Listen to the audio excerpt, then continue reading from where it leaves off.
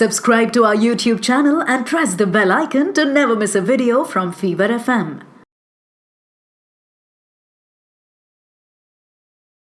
Hi, this is Sano here from Fever FM, and we have with us truly a global star. Whether it is TV, whether it's the theater, whether it's the movies, he has wowed audiences around the world. Whether it's Koonbari Mang or Octopussy, or for that matter, Mohenjo-daro. Literally, I think one of the first crossover artists, and he's here with me today for a very special reason. He's spent his entire life journey in this wonderful book. So first up, congratulations, Kabir Bedi sir, and really an honor and pleasure talking to you. Thank you so much, Anava. Lovely to be on this platform, lovely to be talking to you, and wonderful that you read my book and like it. So I appreciate that greatly. Thank you. So stories I must tell. So let me, really start off by asking this. Are you still angry with All India Radio for, losing your interview with Beatles, or that anger is gone? Time gives you a different perspective on life. At the time, I was angry because I'd done this historic interview with the Beatles, who were my idols, who represented the whole 1960s, and I took it to them, and they erased the tapes, because they didn't have money for new tapes. But in the end, I have to thank them, because had it not been for their insensitivity, I might never have left Delhi. I might never have set out to make my fortune in the city then known as Bombay. I might never have discovered all the things that I did or go on the journey that I did. So in a larger sense, I have to thank All India Radio for setting you off on this wonderful adventure that's been my life. This is not the first time they have done this. They did that with Amitabh Bachchan sir. Thankfully, we now have a great star because they rejected him. Now it's you. So thank you, All India Radio. That's all I want to say at this point. A lot of great people came out of All India Radio. Great musicians, great classical musicians, all for different reasons. But it was the only show in town. It was the only radio station in India at the time. The only other station that was heard in India was Radio Ceylon, with Amin Sayani's Binaka Geetmala topping the charts. So, yes, a lot of us have a lot of things to be thankful for to good old AIR. Right. Sir, your book is like so honest. You're talking about open marriage, relationships, the mistakes that you did, the people that you did. It's just out there fully in the form of a book. So what is the real purpose of, this memoir that you have written? Why did you write it? So I wrote my story because firstly, I think I have a great story to tell. Of course. It's been a life well lived. I have lived many lives within one lifetime. I have experienced more than many in various fields. I've had a career across 3 continents. I've seen the heights of success as a star in Europe. I've seen bankruptcy at the end of my road in America. I've had great loves in my life, people that I've loved and lost. So many things. And it's rich in experience. So I thought I must put this down. And it's come to a time where I realized if I didn't do it now, I never would. So I sat down and I wrote it, and I wrote and I wrote and I wrote till I got it done. And eventually the book is out, and it's a source of great satisfaction to me. Firstly, that I'm able to tell my story. And secondly, I'm just blown away by the kind of reviews I've got and the appreciation of people. It seems to have touched people in a deep way, which I'm thankful, because I really had to go back into myself and relive many of those experiences and share those experiences, some of them scene by scene, to make you feel what it's like to be in that situation. So it's very gratifying. It is indeed. So let's also talk about Parveen Babi. You have an entire chapter dedicated to her. I've heard stories, if she walks on the road, people would go berserk. And there you were, you were seeing her in ways that people were not. What did she actually want to become? There is so much written about her, but I want to hear from you. What was her dream? What did she want to become? Parveen was actually a very simple girl at heart. She came from a family that was once attached to the royals in Junagadh, and but had fallen on bad times. She then was educated in Ahmedabad. Um, she was at heart a Gujarati girl. That for her the greatest joy was a Gujarati dish with a dollop of mutton on the side. And she came to Bombay to buy a house and a car, and she fell in love with her profession. And because of the kind of roles she was given, she kind of redefined the image of the heroine. She wasn't like Rekha or Hema Malini or Sharmila Tagore. She had this bindas, modern girl kind of image, but she was really a very conservative girl at heart. She was a woman capable of great love, great passion, very sensitive, very intelligent, but she was shadowed by the fact that she was having problems in her mind. And that kind of cast a cloud on many things, including our relationship. Because much of our relationship happened during the time of my greatest successes in Europe.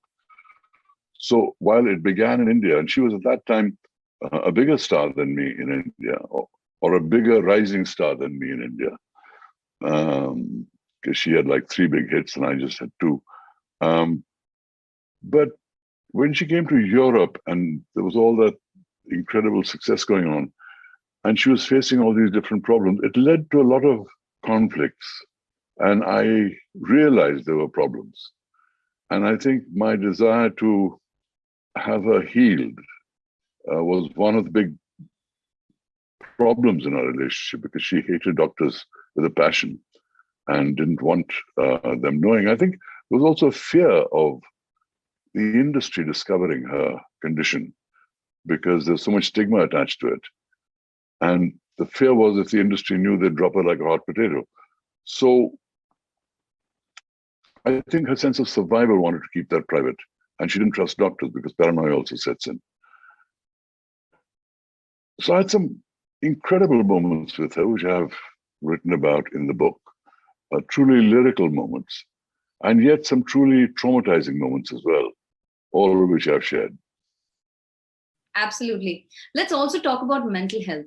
Only now in the last few years, people have woken up to the importance of mental health, but you have personally have to, deal with this in your life, whether it was, a family member, whether it was, someone that you were, madly in love with, you had to deal with it. And at that time, nothing was there. No support was there. You were on your own. How was that for you? Right. Not easy at all. In the case of my son, there's a whole chapter I wrote on my son, because it was very painful to try and prevent somebody from committing suicide. And what happens when that happens and the aftermath of that, I wanted to share that. It's important for people to know what to do in those situations. And mind you, today the medications are much better than those days. So there's far more hope today. And there's far more ways to manage that situation. But it's a universal human story. The human story is, how do you cope with that? Because it's not only the afflicted person that's involved. The caregiver is equally traumatized, because the person you're looking at, the person you love, is not that person anymore. Something has changed inside them, and you're adjusting to that because you love them, and you want to try and make things better for them. And you have to be the caregiver, in the sense that you have to make sure that the medicines, you have to make sure they take, and there is that. So there is all kinds of conflicts within that, which I have shared, because I think it's important for people to understand what it is to be afflicted, what it is to be the caregiver, and what happens when your son commits suicide. Because that has to be one of the most painful losses in the world. And when it happens to a young man who's 25 years old, a graduate of Carnegie Mellon University, poised for the most brilliant career in the world of infotech at the dawn of the information age, it is even more saddening. It is even more tragic. So that's what I went through. And I think it was important. In fact, I've dedicated my book to young techies like my son Siddharth and all young people that want to make the world a better place, because I feel so deeply about that. Absolutely. I could truly understand, you wanted to bring the attention to something like this, which is really very, very honest in that sense. Kabir, so let's also talk about, your success outside India, Europe, Italy. You were a star with Sandokan. But tell me today, because of people like you, definitely the image of artists from around the world must have changed. You would have surely impacted in that sense. Do you think stars have it a little more easier today than how it was back then? This is not an easy industry. This is a tough industry, whether it's Bollywood or Hollywood or Europe. It's a tough industry, not just for actors. It's tough for directors, producers, everyone. Because it's an industry that is steeped in insecurity. It's an industry where people are in the business of selling dreams. And dreams are very intangible things. Sometimes it works, sometimes it doesn't. And even the biggest star is haunted by the fact that his next film might fail, that his next 3 films might fail, that all that he has will be taken away. So it's a very insecure industry. Having said that, I was fortunate enough to win the audition, win the role of Sandokan, and become a major star in Europe. When I went to Hollywood, it was a whole different ballgame. Hollywood is a very insular town. They don't care what happens outside Hollywood. The closest city of any importance to them is New York, which is 3,000 miles away. Europe is another continent they're not interested in. So the fact that I was a star in Europe didn't matter. I had to make my way up from the ground up. I had to audition for every role. The problem was they weren't writing roles for actors, Asian actors. Diversity wasn't an issue. They didn't mind taking a white actor, painting him brown, and giving him the role that you should have got. So it was harder in those terms. Today, diversity is an issue. Roles are being written. It gives me enormous success to see enormous joy to see the success of actors like Priyanka Chopra that go out there and get roles that they can play and play with great success and effect. And more roles are being written for Indian and Asian characters than ever before. So in that sense, it is easier, but it's not an easy business. It's never been easy then. I don't think it's easy now. All right, understood. You talk about painting actors brown. It's happening in our very own country. Most recently there was a controversy as well that happened. But moving on, Sam, I really was in awe when I read, that your parents were part of the freedom struggle. Isn't it such an honor? They fought for our country, right?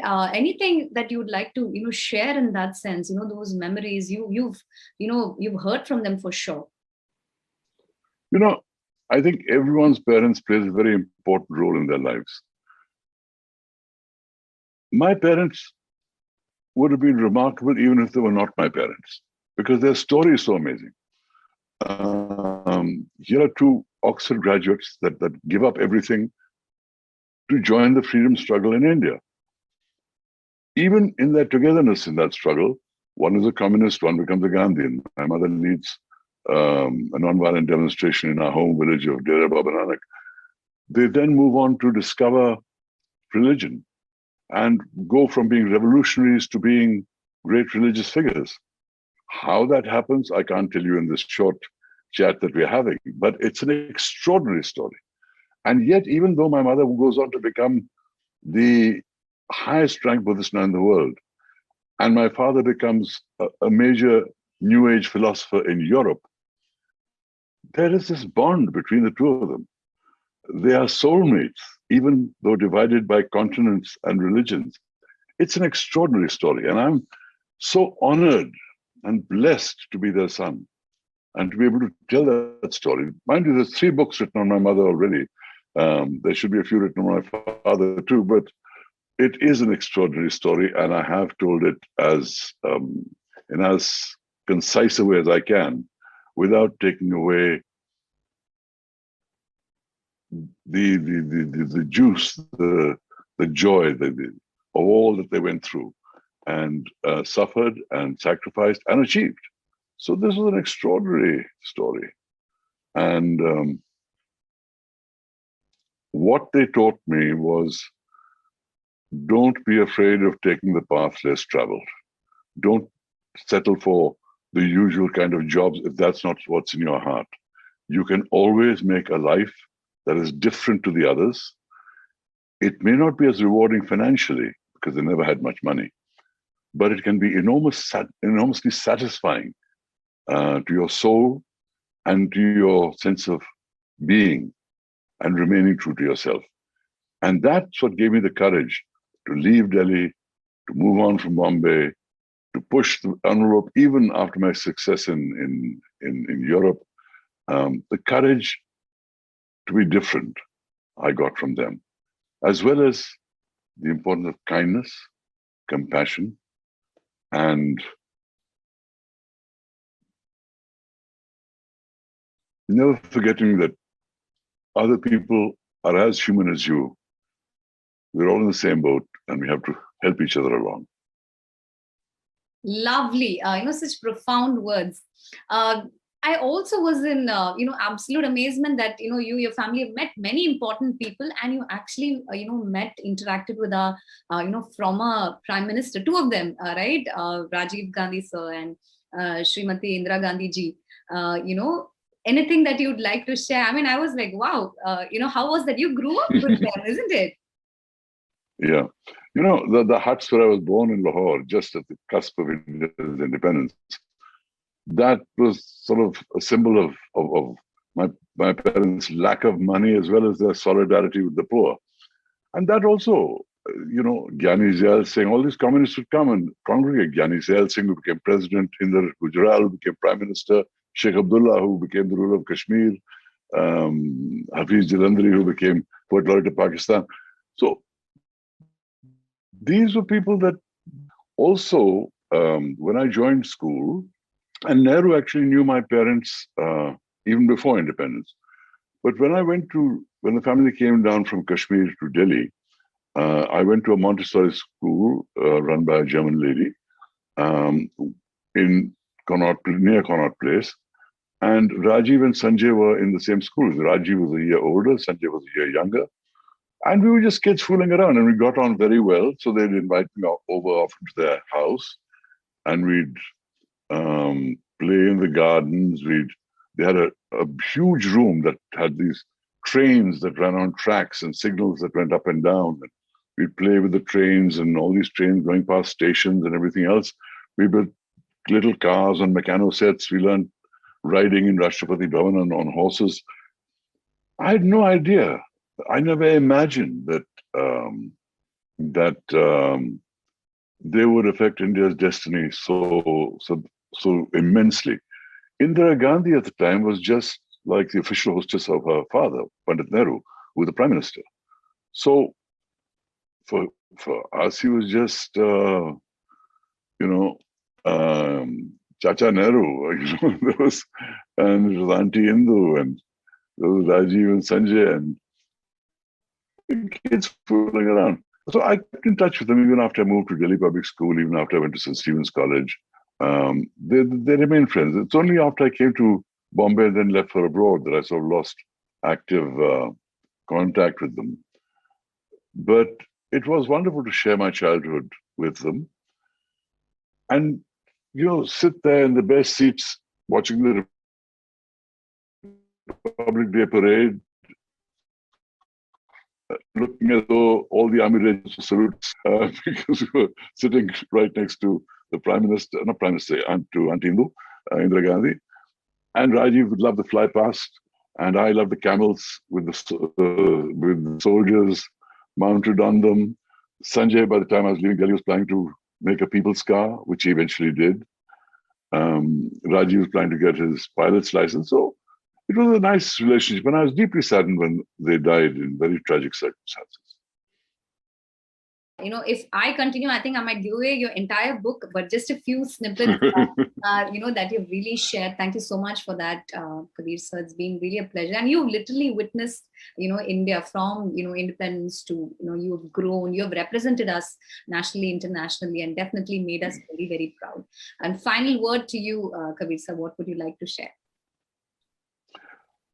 I'd just like to say that my book is not just my story, it's also a story of the times which I went through, which I think is very important for today's generation, especially to know. It is a story which talks of enormous triumphs and enormous tragedies. I've tried to be as authentic and vulnerable as I could. And I think people will enjoy reading it, not just because of the way in which I've told it, but because I've lived one hell of a life. Absolutely. Thank you so much, sir. I really wanted to ask you, do marriages work? Would you really advise? Because that is, every Indian parent's advice: get married, all your problems will get solved. Don't worry. I was just kidding. Thank you so very much. I believe in marriage, which is why I kept getting married. And finally, I have found great happiness with my wife, Parveen Babi, who's a Punjabi, who's a wonderful woman. And I've finally found happiness in marriage. So it took happy. me a while, though. All right. So once again, congratulations on your book, on the success of your book. Thank you for sharing such an honest story with all of us. And, Thank you, Sanaba. Thank you so much. Have a great day ahead. So thank you very much. Fever.